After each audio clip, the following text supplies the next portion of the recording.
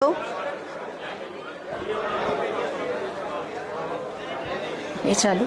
Hello, आप सभी लोग अपना स्थान ग्रहण कर लीजिए।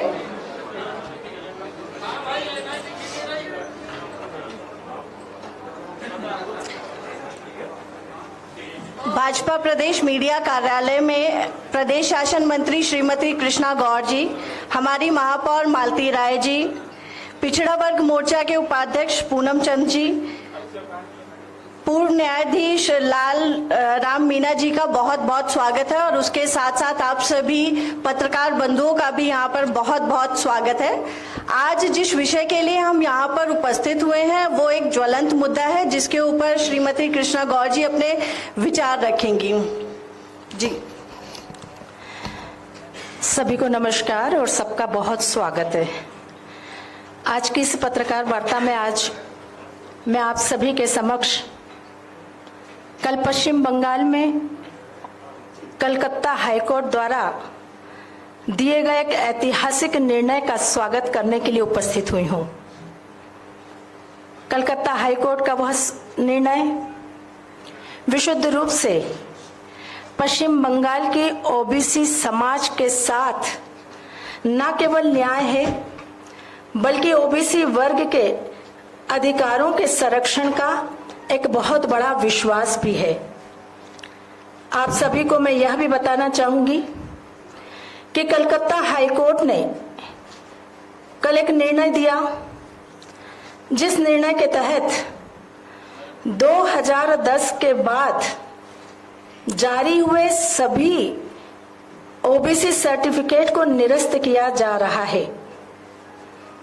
ये सर्टिफिकेट ममता बनर्जी सरकार ने गैर कानूनी रूप से बनाए, असंवैधानिक तरीके से बनाए और पिछड़ा वर्ग आयोग की सलाह माने बगैर बनाए।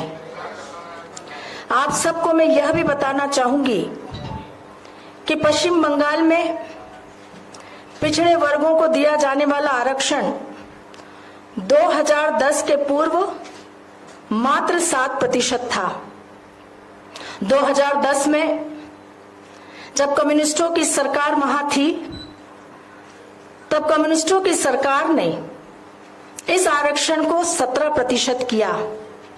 लेकिन आश्चर्य देखिए, मुस्लिम तुष्टीकरण की राजनीति का एक भयानक उदाहरण कि 7% आरक्षण पहले से ओबीसी का था, 17% आरक्षण अगर किया तो उसमें भी 10% आरक्षण मुसलमानों को दिया।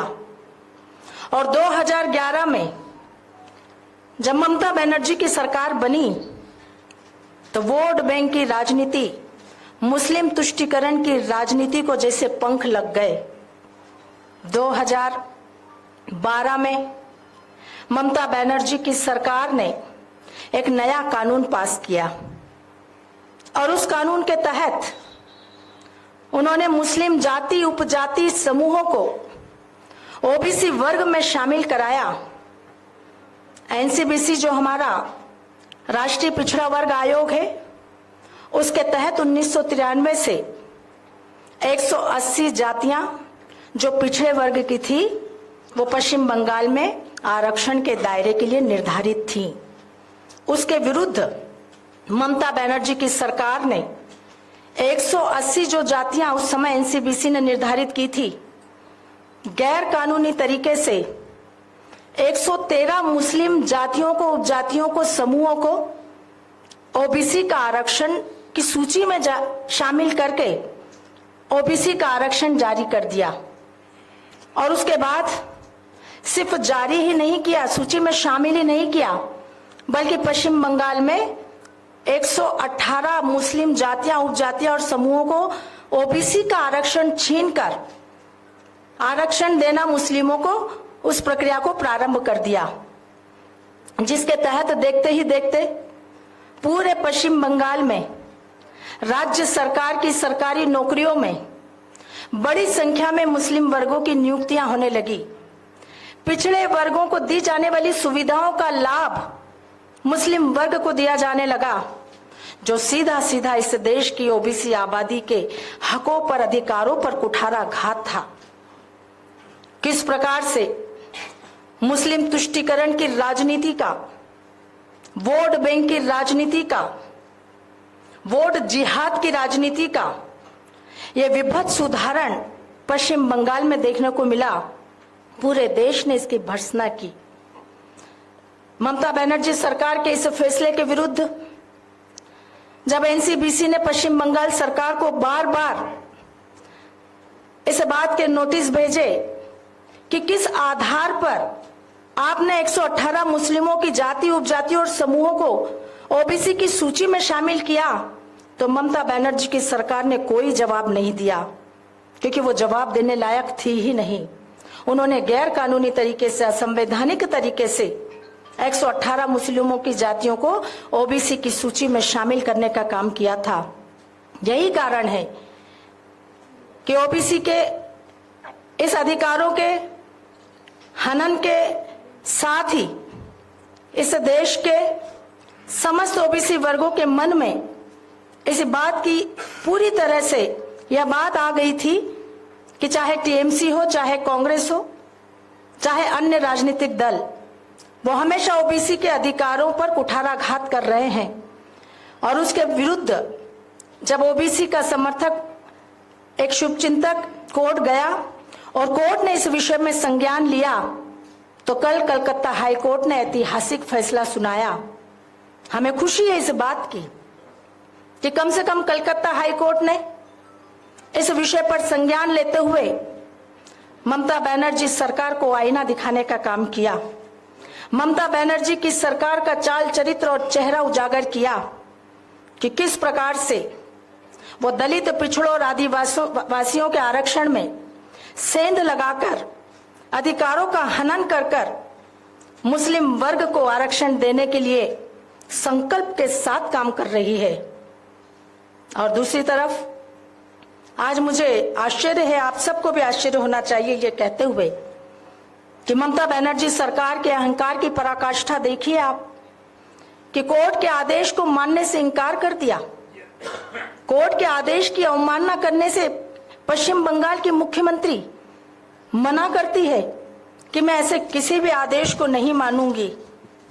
आज हम पूछना चाहते हैं ममता बनर्जी से कि वो बताएं कि ये देश उनकी तानाशाही से चलेगा कि बाबा साहब के संविधान से चलेगा। हम पूछना चाहते हैं ममता बनर्जी से कि वो बताएं कि वो किसके इशारे पर लोकतांत्रिक व्यवस्था को शर्मसार कर रही है। हम पूछना चाहते हैं ममता बनर्जी को कि उनको किसकी शय मिली है जिसके आधार पर वो कोर्ट की अवहेलना कर रही है, अवमानना कर रही है। आज पूरे देश के सामने ममता बनर्जी के कृत्य का चरित्र उजागर हो गया। दलित, आदिवासी, ओबीसी भाई बहनों के आरक्षण का भक्षण करना चाहती है कांग्रेस, टीएमसी और इंडी गठबंधन। कांग्रेस और इंडी गठबंधन के नेता ओबीसी आरक्षण छीनकर मुस्लिमों को देकर पिछड़े वर्ग के अधिकारों पर डाका डालने का काम कर रहे हैं। मुझे आज आप सबको यह बताते हुए आश्चर्य हो रहा है कि ममता बनर्जी की सरकार पश्चिम बंगाल में मां, माटी और मानुष के नारे के साथ आई थी, लेकिन आज मुसलमान, मदरसा और माफिया के नारे में बदल गई है। ममता बनर्जी आरक्षण विरोधी बात करके संविधान का अपमान ही नहीं कर रही, बल्कि सामाजिक न्याय को भी तार तार करने का काम कर रही है। आज वास्तव में मैं कहना चाहूंगी कि इनकी वोट बैंक की राजनीति ने, और वोट बैंक में भी विशुद्ध मुस्लिम वोट बैंक की राजनीति ने पूरे पश्चिम बंगाल को तबाह कर दिया। और आज मुझे आपके बीच में यह कहने से भी कोई संकोच नहीं है कि कल कलकत्ता हाईकोर्ट का जो फैसला आया है, वो फैसला सही अर्थों में देश भर के मुस्लिम तुष्टीकरण करने वाले राजनीतिक दलों के मुंह पर एक करारा तमाचा है, जिसकी गूंज आने वाले 4 जून को परिणाम में सुनाई देगी। मैं आप सबको यह भी बताना चाहूंगी कि कांग्रेस ओबीसी विरोधी रही है, यह बात हम लगातार कहते रहे हैं। देश के प्रधानमंत्री जी लगातार इस देश की जनता को अपने हर सभा में आगाह कर रहे हैं कि इस देश में कांग्रेस और कांग्रेस समर्थित दल, इंडी गठबंधन के घटक दल इस देश में ओबीसी, दलित, आदिवासी पिछड़ों का आरक्षण समाप्त कर मुस्लिमों को आरक्षण देने का काम कर रहे हैं और किस प्रकार से पिछले दरवाजे से, चाहे वो कर्नाटक हो, तेलंगाना हो और अब पश्चिम बंगाल में हमने देखा कि जो बीज कांग्रेस ने बोया था उसकी शाखाएं अब राज्यों में फैलती चली जा रही है। इस देश की जनता के सामने ये बहुत बड़ा प्रश्न चिन्ह है। मैं देश की जनता को याद दिलाना चाहूंगी कि एक समय था जब 1909 में, देश की जनता को याद रखना चाहिए कि 1909 में जब देश आजाद भी नहीं हुआ था, तब मुसलमानों को पृथक निर्वाचक मंडल का अधिकार दिया गया था, जिसके कारण देश के विभाजन का दंश हमने झेला है। आज फिर वही स्थिति कांग्रेस पार्टी और उनके अलायंस इंडी गठबंधन के घटक दल देश में पैदा कर रहे हैं और वास्तव में आज देश निर्णायक मोड़ में है।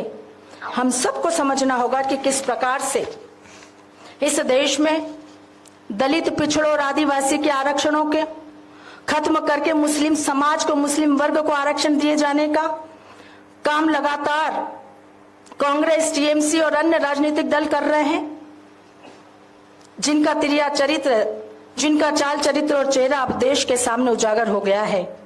हमने तो हमेशा से कहा कि कांग्रेस पार्टी ने इस देश में पिछड़ा वर्गों के विरोधी होने का प्रमाण 1951 में ही दे दिया था, जब कालेलकर आयोग की सिफारिशों को लागू करने के बजाय तत्कालीन प्रधानमंत्री जवाहरलाल नेहरू ने उसे ठंडे बस्ते में डाल दिया था। 1953 में कालेलकर आयोग की सिफारिशों को लागू करना चाहिए था, लेकिन उन सिफारिशों को लागू नहीं किया। 24 साल तक वो फाइल धूल खाती रही, लेकिन पंडित जवाहरलाल नेहरू ने सदन के पटलों पर उसकी चर्चा नहीं कराई। 1977 में जब देश में जनता पार्टी की सरकार बनी, तब एक बार फिर ओबीसी को आरक्षण देने की मांग पुरजोर तरीके से उठी, लेकिन उस समय चूंकि 24 वर्ष बीत चुके थे, तो यही बात सामने आई कि फिर से सर्वे कराया जाए, क्योंकि परिस्थितियां बहुत कुछ बदल चुकी है। 2 साल तक देश में मंडल आयोग का गठन हुआ।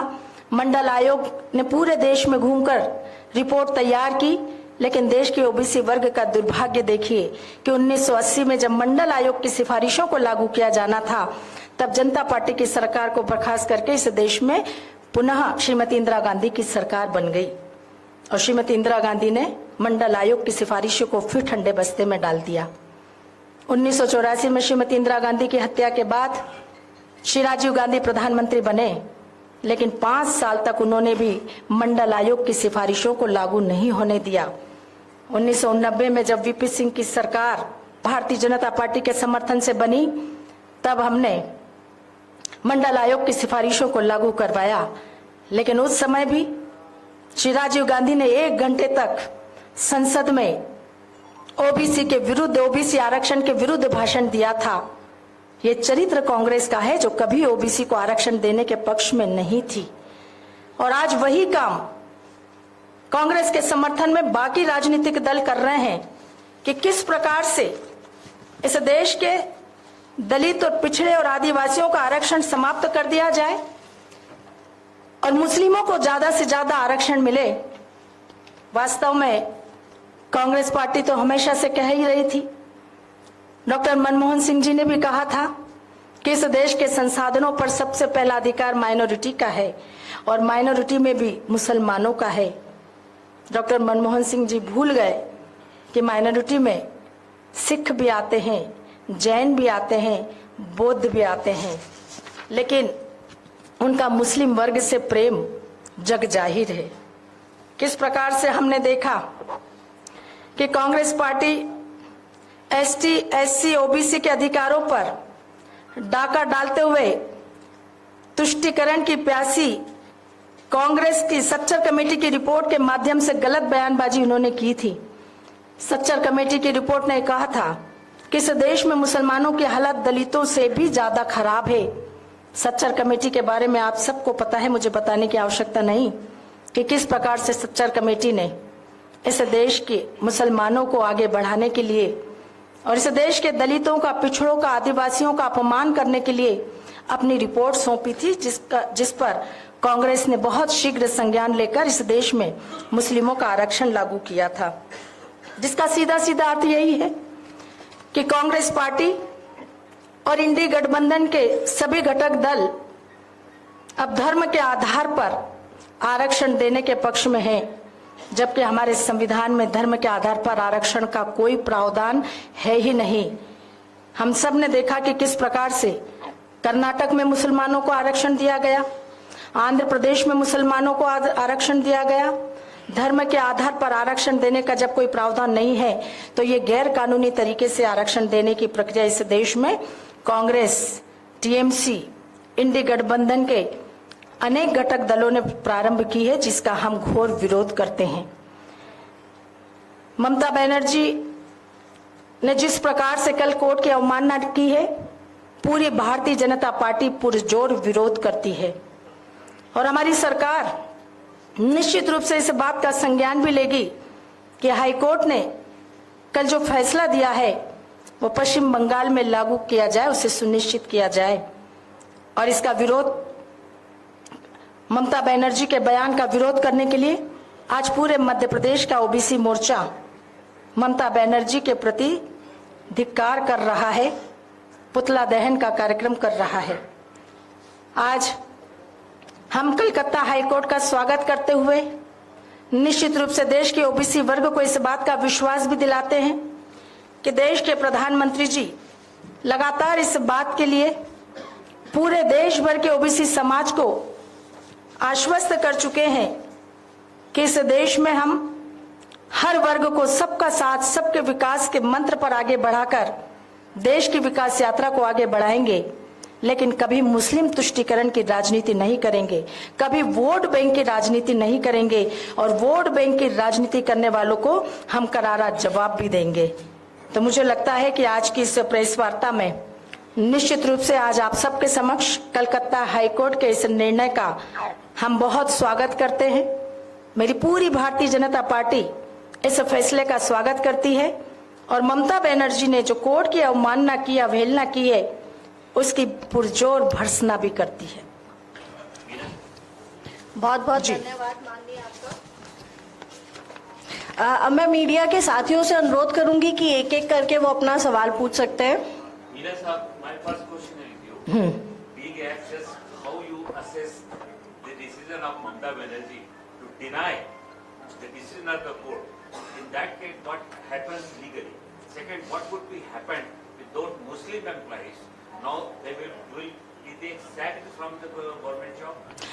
नहीं, कोर्ट के आदेश में स्पष्ट रूप से ये कहा है कि जिनको नौकरियां उस आधार पर मिल गई है उनके ऊपर यह आदेश लागू नहीं होगा, लेकिन इन 14 वर्षों में जितने सर्टिफिकेट ओबीसी समाज के बने हैं, जिनके आधार पर कोई नौकरी नहीं मिली है या अभी उनकी प्रोसेस नौकरी या कोई और सुविधा प्रोसेस में है, उनके अलावा जितने का सर्टिफिकेट बने हैं वो सब निरस्त हो जाएंगे। ममता बनर्जी का ये इतना बड़ा कोर्ट के ऊपर, तो मीना साहब मैं जानना चाहूंगा, being access in that condition what happens to the person who is sitting at the post of CM? वो अगर कोर्ट को ऐसा करती है तो what is the provision in law? माननीय उच्च न्यायालय का आदेश है और उसके खिलाफ जिस प्रकार से एक मुख्यमंत्री जैसे जिम्मेवार व्यक्ति ने जो जवाब दिया है कि मैं इसको नहीं मानती, ये खुले रूप से अवमानना के अंतर्गत आता है और उनके खिलाफ अवमानना का केस चलना चाहिए। लेकिन अभी विस्तृत आदेश प्राप्त नहीं हो सका है। विस्तृत आदेश के बाद उसका अध्ययन करके इस पर विचार किया जाएगा कि उन पर अवमानना की कार्रवाई की जाए। इस संबंध में माननीय न्यायालय स्वयं भी अवमानना की कार्रवाई उनके खिलाफ कर सकते हैं। बस अगला प्रश्न। जी कांग्रेस ने पीसी की है और ये कहा है कि नरसिंह का जो घोटाला हुआ उसमें सीबीआई के अधिकारी अरेस्ट हुए, तो जो व्यापम का घोटाला था जिसकी सीबीआई ने जांच की थी उसकी फिर से जांच होनी चाहिए और नर्सिंग घोटाले की जांच इस विषय से संबंधित पूछे।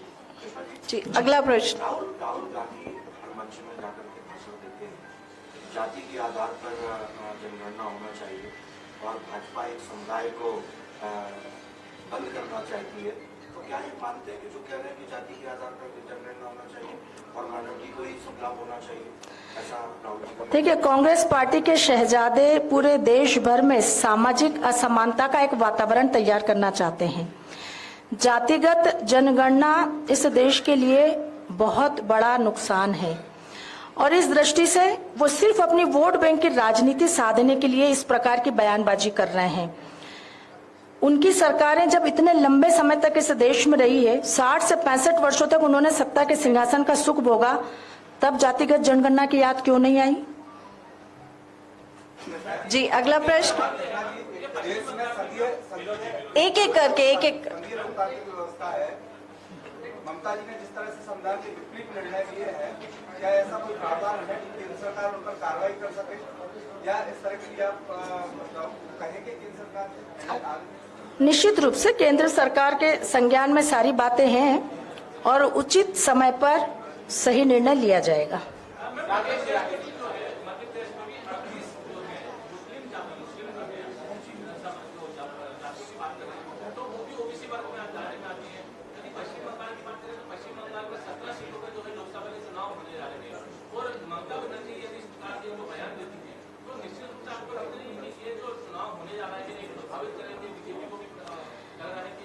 ममता बनर्जी सिर्फ और सिर्फ अपीजमेंट की राजनीति कर रही है, मुस्लिम तुष्टीकरण की राजनीति कर रही है, ये बात जग जाहिर है और यही कारण है कि उन्होंने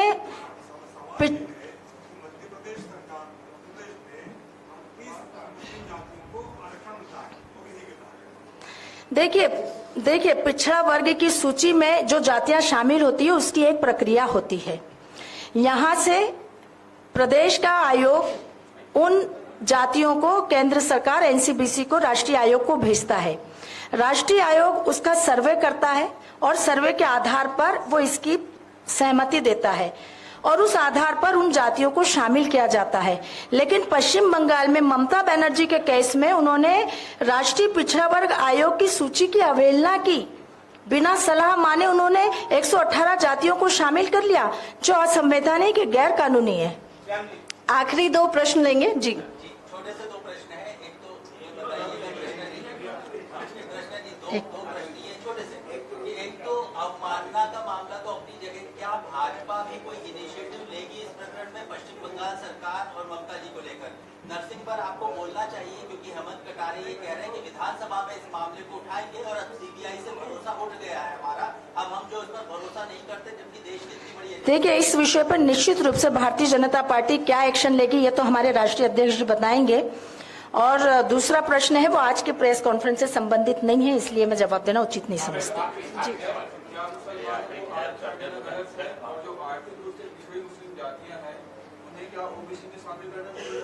बिल्कुल गलत नहीं है, हमने कब कहा गलत है, लेकिन नियम प्रक्रियाओं को ताक पर रखकर अगर आप शामिल करेंगे तो सीधे सीधे आप मुस्लिम तुष्टीकरण कर रहे हैं। आप किन लोगों का अधिकार छीन के उनको दे रहे हैं, ये गलत है। मुस्लिम जातियां अगर सच में आरक्षण के दायरे में आनी चाहिए तो वो शामिल होना चाहिए, उससे कोई इनकार नहीं कर सकता। लेकिन गलत तरीके से सिर्फ वोट बैंक की राजनीति, अपीजमेंट की राजनीति के चलते आप दलित, पिछड़ों और आदिवासियों का आरक्षण छीनकर मुस्लिम वर्ग को देते हैं, तो ये गैर कानूनी है, यह असंवैधानिक है। आखिरी प्रश्न जी।